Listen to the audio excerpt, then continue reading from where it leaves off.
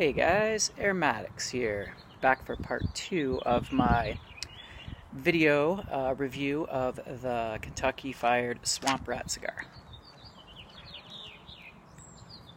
So I'm going towards the second half of the cigar now. Not much has changed except for it starts out like actually a very light-bodied cigar, which surprised me because I thought it would have been a little bit heavier because of the dark-fired Kentucky. But I'm smoking it down more. It's ramping up a little bit. It's a little bit stronger. And the flavors are the same, but the body and the strength of the overall profile is ramped up just a hair to maybe medium. At first you could retrohale it with no problem. Now the retrohale is a little bit more spicy. So overall, it's a short filler cigar, I think, because the ash, it doesn't hold very well. And it's windy, but I think it is a short filler cigar. So I don't think that the flavor profile will change very much. But what I've mostly gotten is, let me check my notes here. Well, I don't need to check my notes. It's mostly the smoke itself is on average a grassy, nice hay flavor, nice smoky, like from the smoke. And every once in a while I'll get a vegetal type of flavor, and I think that's from the Candela wrapper, but the Candela wrapper is cracking a little bit, and you can see it's very thin, so you're not getting much of the Candela on this cigar.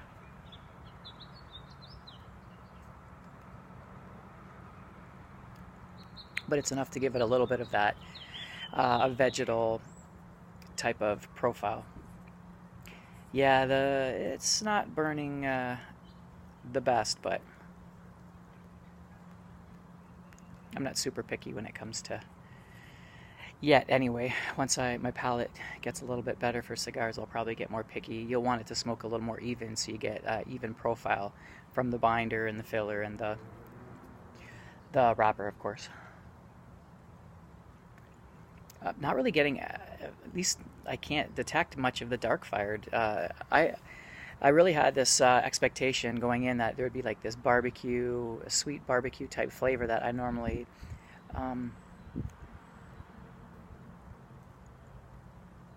associate with dark fired Kentuckys in a pipe anyway.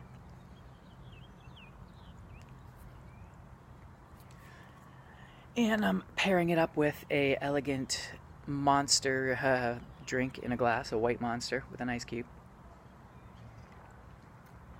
I really like the Monster drinks. I'm not a big fan of sugar-free drinks, but for some reason the Monster drinks are the sugar-free ones, they taste fine to me. The aspartame or whatever sweetener is in it doesn't really stand out as much as it does in, say, like a Diet Coke or Diet Pepsi or whatever. When the cigar is burning good, it's got pretty good smoke output.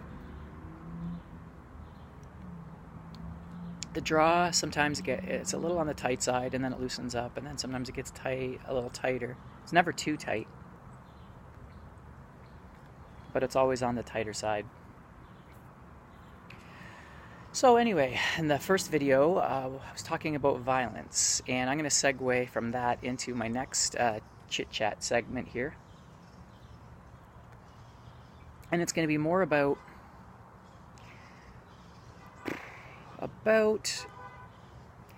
taking chances and risks,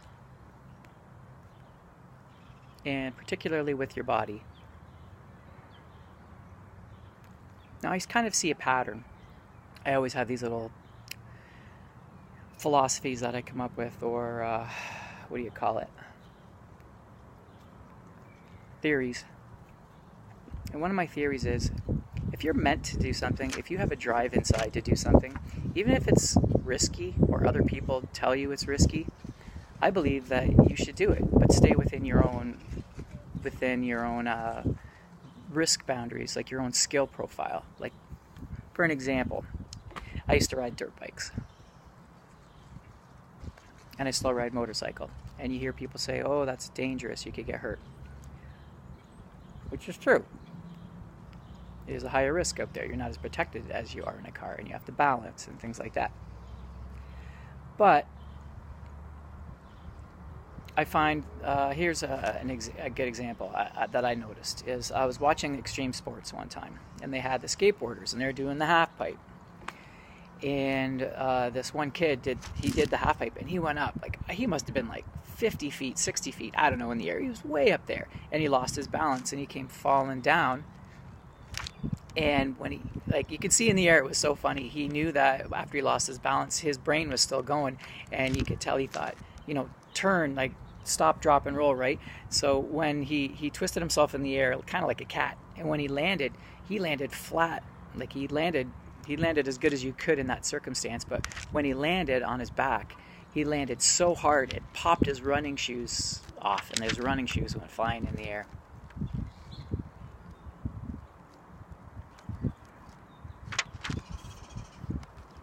Well, the funny thing is he got right back up. I mean, he was hurt. No doubt he was hurt, but he got up, and he actually carried his skateboard off the half pipe.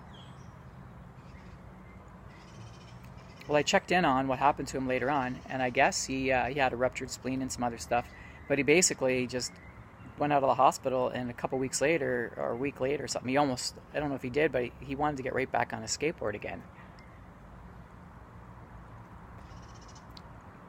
And it seems like there's a pattern. Is like there's certain people that, that's their lifestyle is doing stuff like that, and they just, they break a bone, they tie it back up, in a sling, and they get back out there, and they just survive. They keep on going.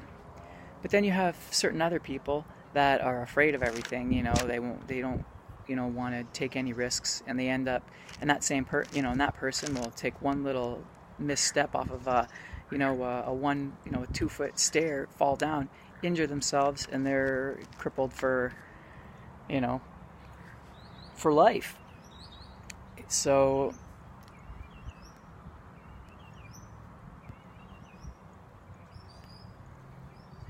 I had a Simpsons episode that was kind of reaffirmed my theory, where the Simpson family went out to go downhill skiing on a mountain.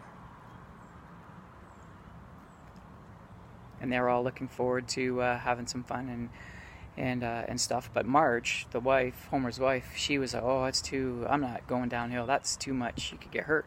So she says, I'm just going to stay inside the cabin and have some hot chocolate and enjoy myself.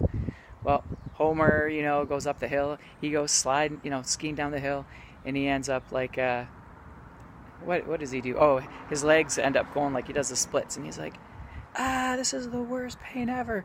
And all of a sudden, these little shrubs come up and start nailing him in the crotch, and like, dope. And he flips and wipes out at the bottom, and then he gets up, hops back up on the lift and does it again. Meanwhile, Marge is inside, sitting down, and she bumps something with her chair, and a little cuckoo clock, I think, falls off the wall, hits her on the knee, breaks her knee, and then the rest of the episode, she's in the hospital for weeks for her knee, You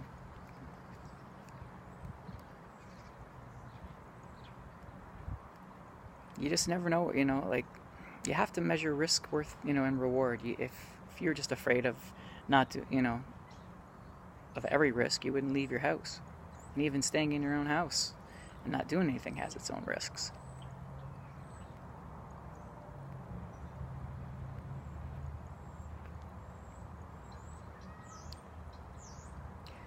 Remember my sister-in-law, she used to always complain about, we'd watch UFC, and she didn't want to be around us because it was violent. And it wasn't like a month later that I guess she was doing some work around the house, and she was under the cupboard, or bent down, doing something under the sink, and then when she lifted her head, she smacked her head on an open drawer, gave herself a concussion. And she was having headaches and problems for a long time after that. And then just as she was getting better, maybe a year, 2 years later, she did the exact same thing again. There's a lesson to be learned there somewhere.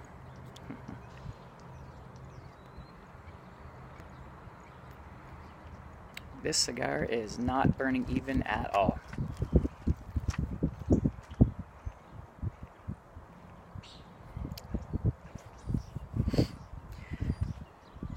Anyway, I don't think that this stick is really gonna change much, so I think this will be the end of my review. So overall, it's not really that much different, you know, with the Kentucky Fired. It's not that special like I thought it would be.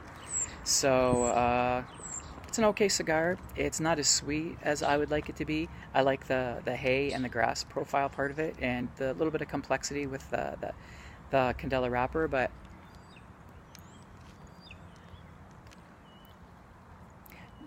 not super impressed. Not super impressed at all. So would I get it again?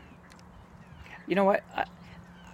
I'm not the type of person to decide whether or not something is, you know, good or something is bad. Everybody has their different tastes, and I respect that. I respect when people respect, you know, if I want to smoke a cheap cigar, an expensive cigar, and I enjoy it, I will, you know.